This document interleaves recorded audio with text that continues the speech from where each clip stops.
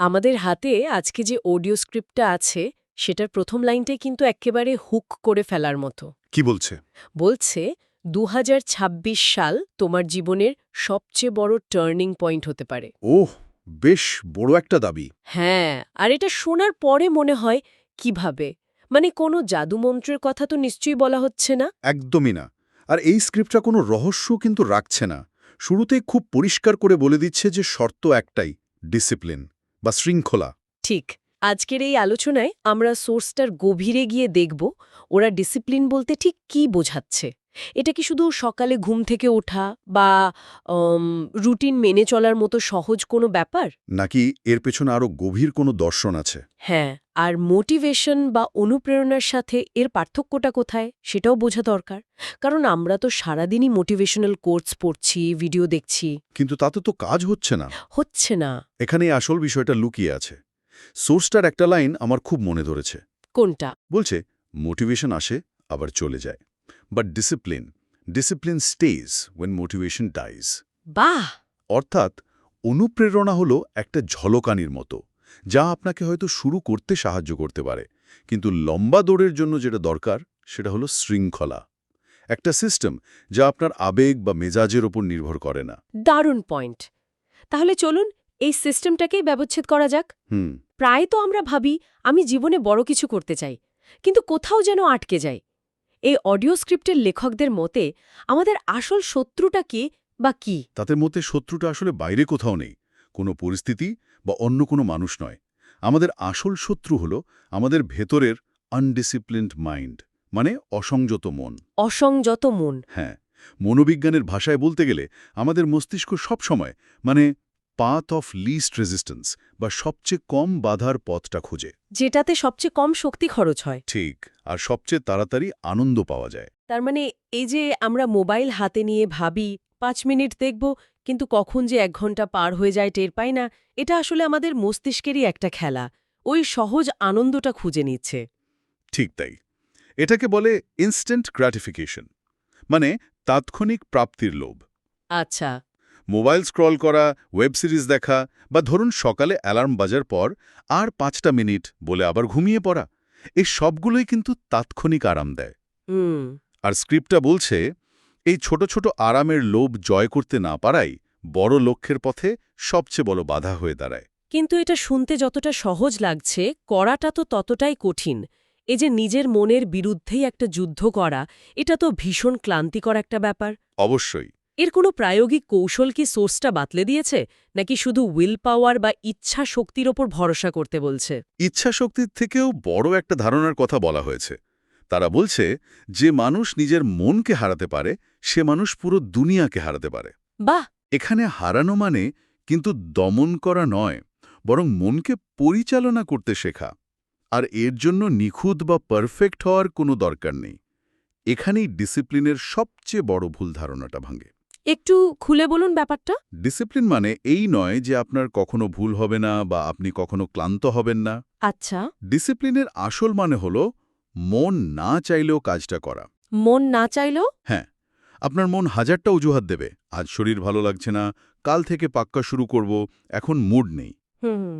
Discipline হলো সেই কণ্ঠস্বর যা এই সব অজুহাতকে ছাপিয়ে বলে, না, কাজটা এখনই করতে হবে। এটা কোনো আবেগ নয়, এটা একটা সিদ্ধান্ত।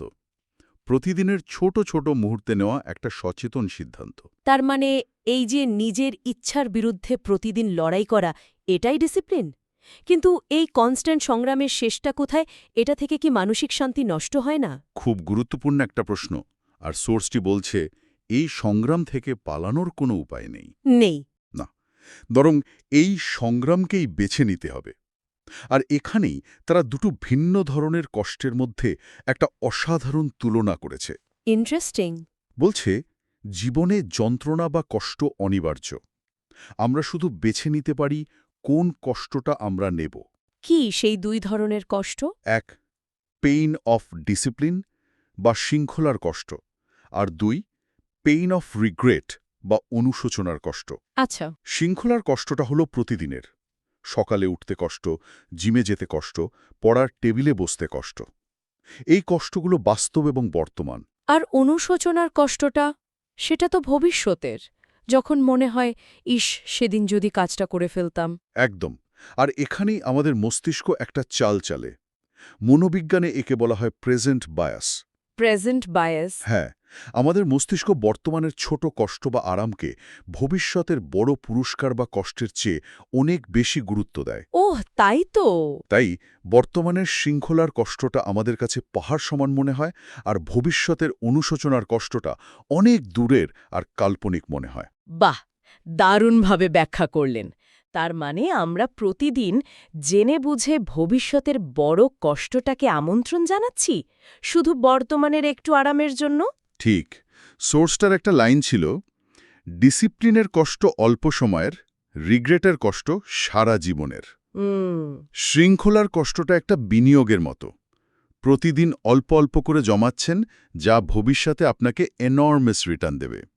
আর অনুশোচনা হল সেই দেনা যার ওপর চক্রবৃদ্ধি হারে সুদ বাড়তে থাকে। তাই স্ক্রিপ্টটা আমাদের সামনে একটা সরাসরি প্রশ্ন রাখছে। Choose year pain. নিজের যন্ত্রণা বেছে নাও, কারণ যন্ত্রণা তোমাকে এড়াতে পারবে না। এই কঠিন সিদ্ধান্তটা নেওয়ার পর ২০২৬ সালকে সফল করার জন্য কোনো নির্দিষ্ট ফর্মুলা বা অ্যাকশন প্ল্যান কি দেওয়া হয়েছে? মানে শুধু তত্ত্বকথা তো আর পেট ভরায় না। অবশ্যই। আর এই ফর্মুলার সবচেয়ে বড় শক্তি হল এর সরলতা। তাই হ্যাঁ, কোনো জটিল রুটিন নয়, দিনে মাত্র ৩টে কাজের কথা বলা হয়েছে। এই ৩টে কাজ যদি কেউ টানা ২ বছর করতে পারে, তাহলে 2026 তার জীবনের সেরা বছর হতে বাধ্য। শোনা যাক তাহলে। প্রথমটা কি? প্রথমটা হলো টাইম ডিসিপ্লিন বা সময়ের শৃঙ্খলা। খুব সহজ করে বলা হয়েছে, যে সময় ওঠার কথা ঠিক সেই সময় উঠবে। কোনো কিন্তু নেই। কোনো কিন্তু নেই, কোনো অজুহাত নেই। অ্যালার্ম বাজার সাথে সাথে বিছানা ছাড়া। এটা শুধু ঘুম থেকে ওঠা নয়, এটা দিনের প্রথম যুদ্ধেই নিজের মনকে হারিয়ে দেওয়ার প্রতীক। আচ্ছা, আর দ্বিতীয়টা? দ্বিতীয়টি হল স্কিল ডিসিপ্লিন বা দক্ষতা শৃঙ্খলা। প্রতিদিন অন্তত ১ ঘন্টা নিজের স্কিলে কাজ। ১ ঘন্টা? হ্যাঁ, সেটা পড়াশোনা হতে পারে, নতুন কোনো ভাষা শেখা হতে পারে, প্রোগ্রামিং হতে পারে, বা আপনার চাকরির জন্য প্রয়োজনীয় কোনো দক্ষতা ঝালিয়ে নেওয়া হতে পারে। যাই হোক না কেন, প্রতিদিন ১ ঘন্টা। ১ মিনিট। প্রতিদিন ১ ঘন্টা। এটা কি সবার জন্য বাস্তবসম্মত? হুম। ধরা যাক একজন শিক্ষার্থীর ফাইনাল পরীক্ষার এনর্মাস চাপ, বা একজন কর্মজীবী মানুষের ২টো চাকরি সামলাতে হচ্ছে। তাদের জন্য এই ফর্মুলাটা কি একটু বেশি কঠিন হয়ে গেল না? খুব ভালো একটা প্রশ্ন। সোর্সটি এখানে যে মূল ধারণাটার ওপর জোর দিচ্ছে তা হল no zero day. No zero day. মানে কোনোদিন শূন্য নয়। হয়তো কোনোদিন আপনি প্রচণ্ড ব্যস্ত বা ক্লান্ত, ১ ঘন্টা সময় দেওয়া সম্ভব না।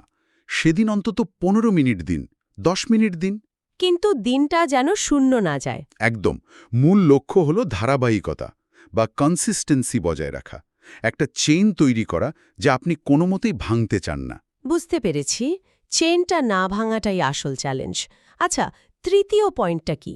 তৃতীয়টা আমার মতে সবচেয়ে কঠিন। তাই নাকি? হ্যাঁ, ডিস্ট্র্যাকশন কন্ট্রোল বা বিক্ষেপ নিয়ন্ত্রণ। স্ক্রিপ্টটা বলছে, সবাই যখন সিরিয়াস নয়, তখনও তুমি সিরিয়াস থাকো। ও। আপনার চারপাশের বন্ধুরা হয়তো আড্ডা দিচ্ছে, পার্টি করছে, সময় নষ্ট করছে। সেই স্রোতের বিপরীতে দাঁড়িয়ে নিজের লক্ষ্যে স্থির থাকা, এটাই আসল পরীক্ষা। কারণ একা একা লড়াই করাটা খুব কঠিন। সত্যি, এই ৩টি পয়েন্টকে যদি একসাথে দেখি, সময়ের শৃঙ্খলা, দক্ষতার শৃঙ্খলা আর বিক্ষেপ নিয়ন্ত্রণ, তাহলে এর পেছনে একটাই বার্তা। ছোট ছোট পদক্ষেপের সম্মিলিত শক্তি। হ্যাঁ, আ পাওয়ার অফ কম্পাউন্ডিং। প্রিসাইসলি। একটা দিন নিয়ম না মানলে হয়তো তেমন কিছু মনে হবে না, কিন্তু স্ক্রিপ্টটা সাবধান করে দিচ্ছে, একদিন না করলে একটা বছর হারাবে। একটা বছর? কারণ একটা দিনের আলস্য পরের দিনের আলস্যকে জন্ম দেয়। ওই যে বললাম, চেনটা একবার ভেঙে গেলে আবার জোড়া লাগানো খুব কঠিন। ঠিক। আমার নিজের অভিজ্ঞতাই বলি, একবার ভেবেছিলাম ছুটির দিনে একদিন ব্যায়াম না করলে কি আর হবে। সেই একদিন কিভাবে ১ সপ্তাহে পরিণত হলো টেরই পাইনি। এই চক্রটা ভাঙাটাই আসল ডিসিপ্লিন। এই ফর্মুলা আর সতর্কবার্তার পর স্ক্রিপ্টটা আমাদের কিছু কঠিন সত্যের মুখোমুখি করে। এখানে আর কোনো মোটিভেশন নেই, আছে শুধু রূঢ় বাস্তবতা। হ্যাঁ, এবং এই অংশটা হয়তো অনেকের হজম করতে কষ্ট হবে, কিন্তু এটা জানা খুব জরুরি। সবচেয়ে বড় আর কঠিন বার্তাটা হলো, nobody is coming to save you. তোমাকে বাঁচাতে কেউ আসছে না। কেউ না। না তোমার বন্ধু, না তোমার ভাগ্য, না কোনো জাদু। বাহ, বেশ সরাসরি কথা। একদম। আমাদের মধ্যে একটা সহজাত প্রবণতা থাকে অন্যের ওপর বা পরিস্থিতির ওপর দোষ চাপানোর। আমরা ভাবি আমার পরিস্থিতি ভালো না, আমি যথেষ্ট সুযোগ পাইনি বা ভাগ্য আমার সাথে নেই। এই স্ক্রিপ্টটা বলছে এই সব অজুহাত দেওয়া বন্ধ করতে হবে। দায়িত্বটা নিজের হাতে নিতে হবে। পুরোপুরি। আপনার জীবনের স্টিয়ারিং হুইলটা আপনার হাতেই। আপনার পরিবার, আপনার ভবিষ্যৎ, আপনার সম্মান, এই সব কিছুর দায়িত্ব আপনার। এই ১০০% দায়িত্ব নেওয়ার ধারণাটা কিন্তু একই সাথে লিবারেটিং এবং ভীতিকর। কিভাবে? একদিকে মনে হয় বাহ, সব ক্ষমতা আমার হাতে, অন্যদিকে ভয় লাগে যদি আমি ব্যর্থ হই তাহলে দোষ দেওয়ারও তো কেউ থাকবে না। ঠিক। আর এই ভয়টাই আমাদের কাজ করতে বাধা দেয়। কিন্তু যখন আমরা মেনে নিই যে আমাদের উদ্ধার করার দায়িত্বটা পুরোপুরি আমাদের, তখনই আমরা আমাদের ক্ষমতার পূর্ণ ব্যবহার করতে শুরু করি। স্ক্রিপ্টটাতে একটা সহজ কিন্তু শক্তিশালী সমীকরণ দেওয়া হয়েছে। Lazy routine equals broken future. অলস রুটিন মানেই ভাঙা ভবিষ্যৎ। হ্যাঁ, এটা নিয়ে একটু বিস্তারিত বললে ভালো হয়। আজকের একটা অলস দিনের সাথে একটা ভাঙা ভবিষ্যতের সম্পর্কটা ঠিক কিভাবে কাজ করে? আমাদের ভবিষ্যৎ কোনো একটা বড় দিনে বা কোনো একটা বড় ঘটনায় তৈরি হয় না। তাহলে আমাদের ভবিষ্যৎ হল আমাদের হাজার হাজার ছোট ছোট সিদ্ধান্তের যোগফল। আজ সকালে আপনি অ্যালার্ম বাজার পর উঠলেন কিনা, আজ ১ ঘন্টা নিজের স্কিলের জন্য কাজ করলেন কিনা, আজ বন্ধুদের সাথে আড্ডায় ২ ঘন্টার বদলে ১ ঘন্টা দিয়ে বাকি সময়টা কাজে লাগালেন কিনা। এই তুচ্ছ প্রায় অদৃশ্য সিদ্ধান্তগুলোই একদম। এই সিদ্ধান্তগুলোই প্রতিদিন একটু একটু করে আপনার ভবিষ্যৎ নির্মাণ করছে। জীবন আপনাকে নিয়ন্ত্রণ করার আগে আপনাকে আপনার রুটিন দিয়ে জীবনকে নিয়ন্ত্রণ করতে হবে। তাহলে পুরো আলোচনাটাকে যদি গুটিয়ে আনি, তাহলে মূল বার্তাটা দাঁড়াচ্ছে ডিসিপ্লিন কোনো মেজাজ বা অনুপ্রেরণার ওপর নির্ভর করে না, এটা একটা সিস্টেম। হ্যাঁ, আর জীবনে কষ্ট অনিবার্য, তাই বুদ্ধিমানের কাজ হল শৃঙ্খলার কষ্ট বেছে নেওয়া, অনুশোচনার নয়। এবং ২০২৬কে লক্ষ্য করে আমাদের জন্য একটা সরল কিন্তু শক্তিশালী ফর্মুলা আছে। সময়ের শৃঙ্খলা, দক্ষতার শৃঙ্খলা এবং বিক্ষেপ নিয়ন্ত্রণ, এই তিনের মাধ্যমে একটা নো জিরো ডে রুটিন তৈরি করা। আর সবচেয়ে বড় কথা হলো নিজের জীবনের সম্পূর্ণ দায়িত্ব নিজের কাঁধে তুলে নেওয়া। আর সোর্সের শেষ বার্তাটাও খুব শক্তিশালী। বলছে ড্রিম দেখলে চলবে না, ড্রিমের জন্য সাফার করতে হয়। কষ্ট করতে হয়। মানে স্বপ্ন পূরণের জন্য যে কষ্ট, যে ত্যাগ, সেটা করার জন্য প্রস্তুত থাকতে হবে। আর তার জন্য কাল বা পরশুর অপেক্ষা নয়, শুরু করতে হবে আজ, এখনই। একদম। আলোচনাটা শেষ হচ্ছে একটাই প্রশ্ন দিয়ে, যা আসলে আমাদের সবার জন্য। তুমি কি ২০২৬ সালটা বদলাতে চাও? আর যদি উত্তরটা হ্যাঁ হয়, তাহলে মূল মন্ত্রটাও খুব পরিষ্কার। Discipline first, success letter. আগে শৃঙ্খলা, সাফল্য তার পিছু পিছু আসবেই। আলোচনাটা এখানেই শেষ করা যেত, কিন্তু আমার মাথায় আরেকটা প্রশ্ন ঘুরছে যা শ্রোতাদেরও ভাবাতে পারে। অবশ্যই, বলা যাক। সোর্সটা বলছে সাফল্য পরে আসে, কিন্তু আমার প্রশ্ন হল সাফল্য অর্জনের পরেও কি শৃঙ্খলার প্রয়োজন শেষ হয়ে যায়? খুব ভালো পয়েন্ট। নাকি তখন সেই সাফল্যকে ধরে রাখার জন্য বা হয়তো সেই সাফল্যের ফাঁপা দিকটা আবিষ্কার করার পর জীবনে নতুন অর্থ খুঁজে পাওয়ার জন্য শৃঙ্খলার রূপটা বদলে যায়? তখন হয়তো শৃঙ্খলার শুধু কিছু অর্জনের জন্য নয়, বরং অর্জিত জিনিসটাকে রক্ষা করার বা তার থেকেও বড় কিছু বোঝার জন্য জরুরি হয়ে পড়ে। এটা নিয়েও ভাবা যেতে পারে।